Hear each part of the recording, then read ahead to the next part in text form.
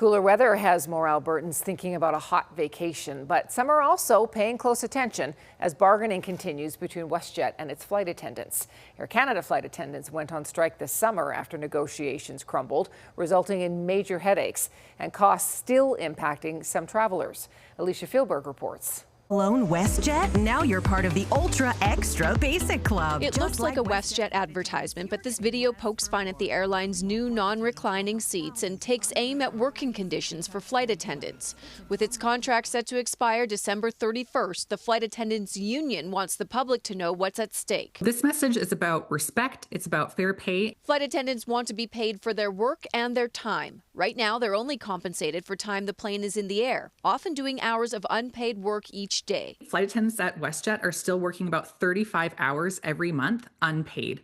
That means, especially for the new flight attendants, often when you factor in those unpaid hours, they're not even making minimum wage. The federal NDP has introduced a bill to end unpaid work by flight attendants, but experts say the clock is ticking if WestJet and the union don't reach a deal. Which one of these will reach home plate before the other? Whether we go on a strike with flight attendants at WestJet or does the legislation, get passed? WestJet, spring break, iffy.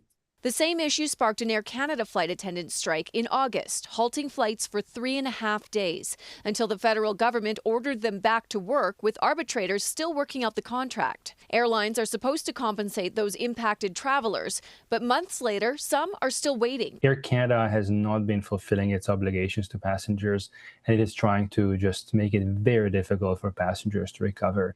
That's reprehensible. It's on some Calgarians' minds as they consider booking flights. And usually the best ones are like Air Canada, WestJet, but of course with the strike, I just have all this doubts. Passenger advocates say there are no quick fixes to protect your plans or money, but stronger rules and stricter enforcement could help. There's no insurance for the airlines flouting the law. The only way is, in my view, is to speak to your federal members of parliament and tell them you want proper passenger protection.